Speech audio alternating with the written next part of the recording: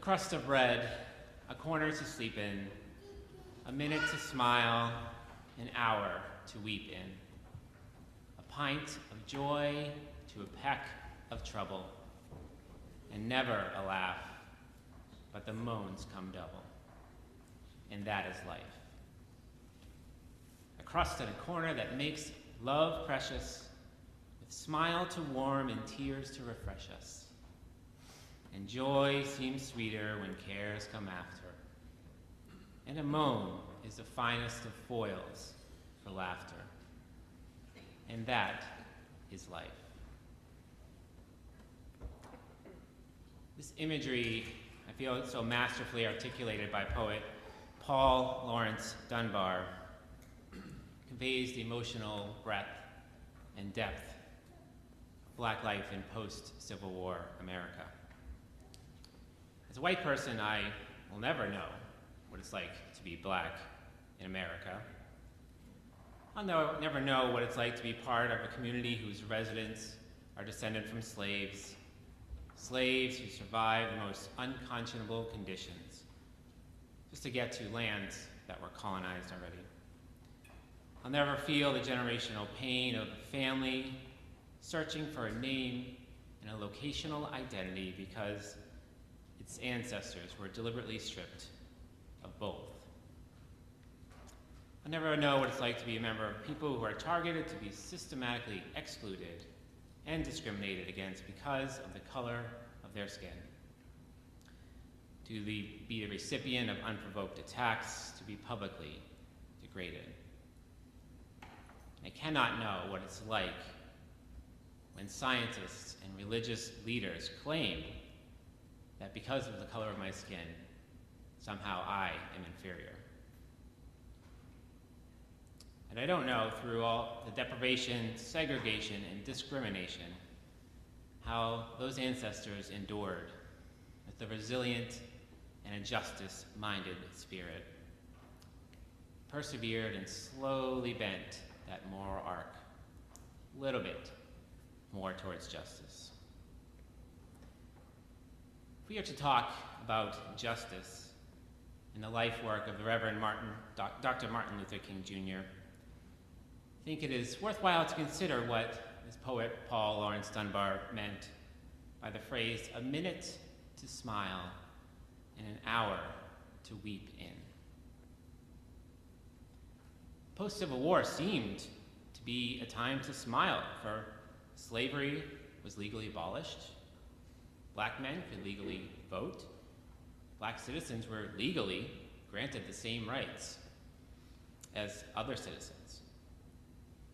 Yet we know from history that what was legal and what was enforced are not the same. And that hour to weep in began.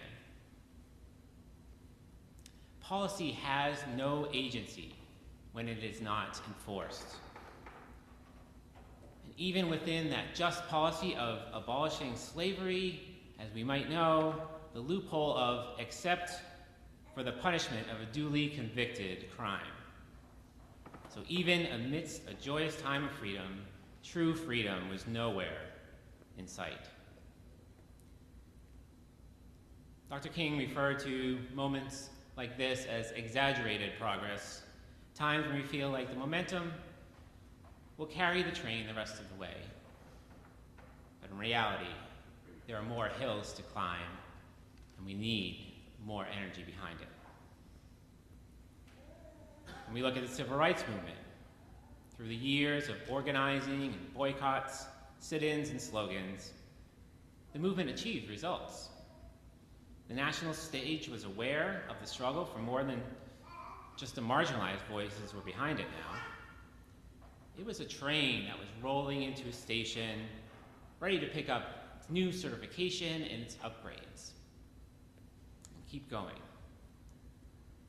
But when that train left the station to head to its next destination, well, it was a little bit lighter, wasn't it? Persons of privilege were able to go back to their homes and pat themselves on the back for a job well done. The work was done. What else was there to do? What else indeed? Civil rights leaders knew what was next. Dr. King also knew that the next part would be harder. He said that now the Constitution was no longer behind us. What we need to do is change the hearts and minds of people to see the realities of what it was to be black in America in the 1960s.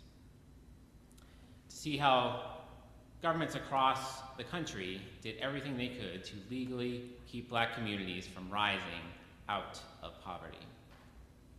And then blaming those communities for not having the ability to drive to do it themselves, or pointing at the crime rates, saying that, well, they don't deserve a better place to live. Look at all the crime there.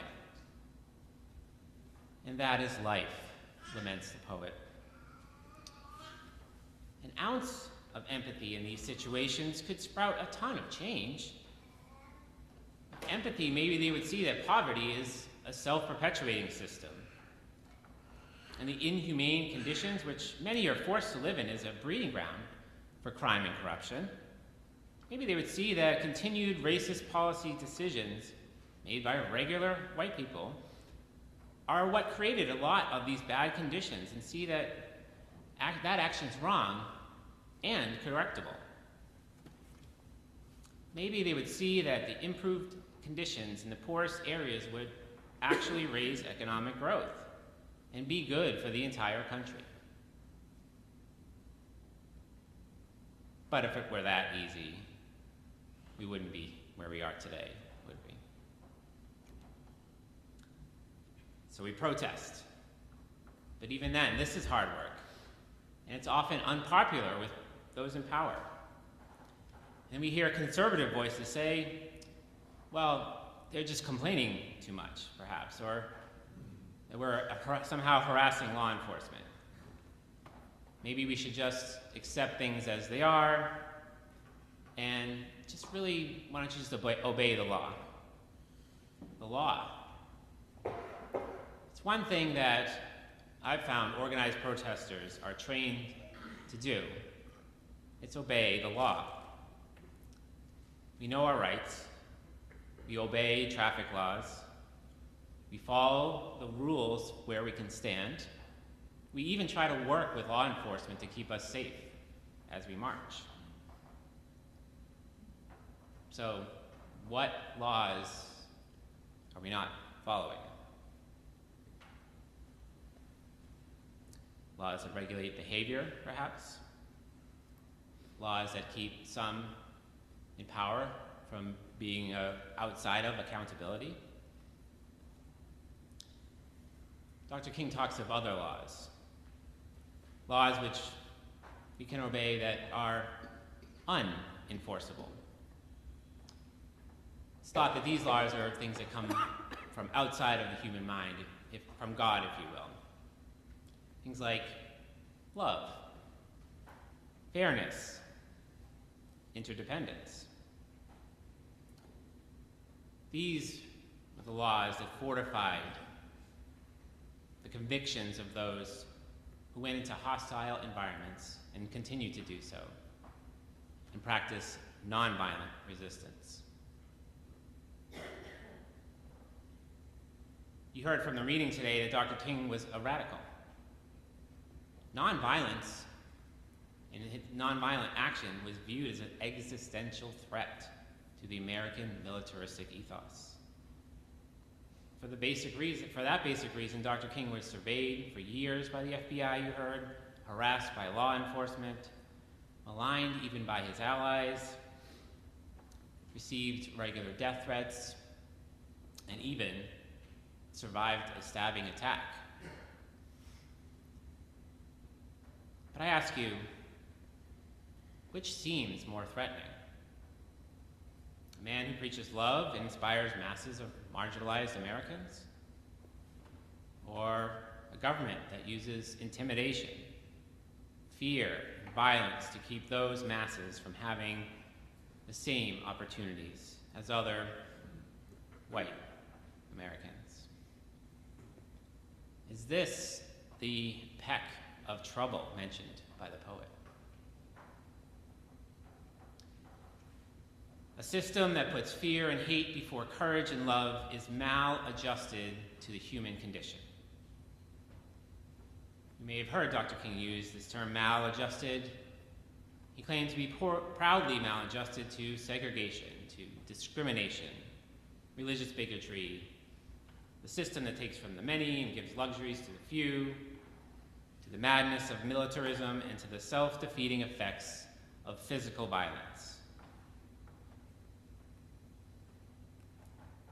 Because a maladjusted person cannot conform to a world where they are systematically told that their life does not matter, a maladjusted person will choose to protest and to speak loudly against that system.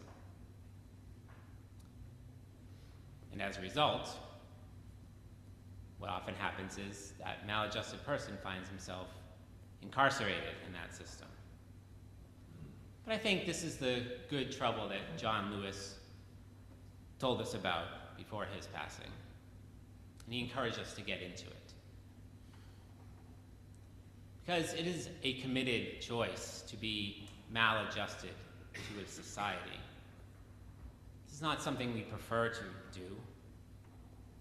Perhaps it's our obedience to those unenforceable laws that compel us that there is no other way to be in a society with such injustice.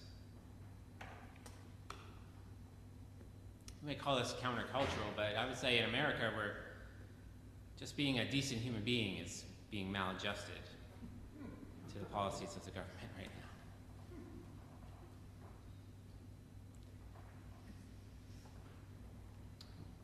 But it takes a maladjusted mind to imagine a world community in which poverty is eliminated,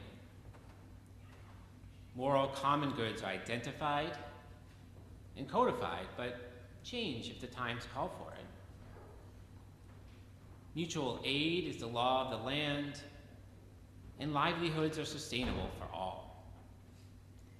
This is the horizon we look out onto, the beloved community we aspire to build. And in January, our theme indicates we are trying our best at moving towards that. If I suggest a way that we can further work on building a racially just community is to attend our Mosaic sessions, which are starting on February 1st on Sundays, and that will help us investigate, illuminate, and initiate conversation around racial justice. And I'll help facilitate that, so maybe I'll see you there. Justice work does start here, though, at UU Nashua. Because our society has always recognized churches as centers of moral authority. It is the inherited task of belonging to a church community. A key function of this community is that it is a welcoming congregation. And what I mean by that, beyond the spirit of hospitality, there's this interconnectedness at practice where we truly welcome in our visitors. It is our sacred task to involve ourselves in the liberating struggle of others because it is our struggle as well. This is the path to collective liberation, which you might hear from the UUA a lot. It's a prevalent theology today.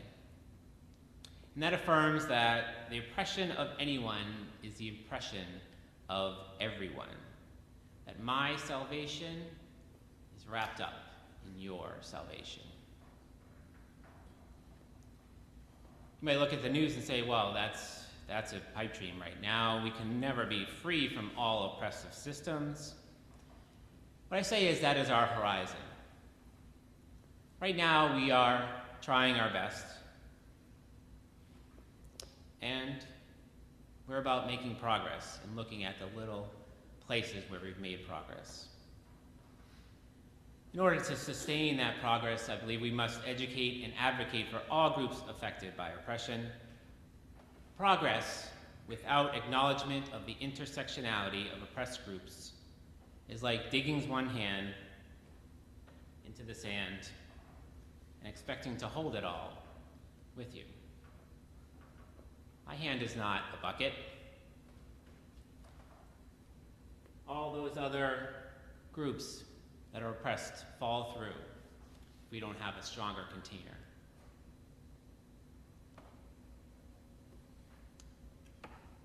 In 1966, the Reverend Dr. Martin Luther King Jr. addressed the Unitarian Universalist Association as the Ware lecturer at the General Assembly. In his address, he declared, "There can be no gainsaying of the fact that there is a social revolution taking place in our world today." This is as true today as it was 60 years ago. A social revolution is taking place today. Or you could say it's continuing to take place. In that Ware lecture, ironically titled, "Don't Sleep Through the Revolution," King told of Washington Irving's tale of Rip Van Winkle, who famously slept for 20 years. And what made Irving's version so poignant was that the main character literally slept through the Revolutionary War. The whole thing. The American Revolution. I'd imagine some of us would like to sleep through this time in our history. It's scary out there right now. It is a dark time. But in the darkness is where you can see the stars. And when it's dark here, the stars that we see, the entire globe sees those same stars in the darkness. All around the globe, people are voicing their opposition to oppression. All around the globe, there is organizing going on.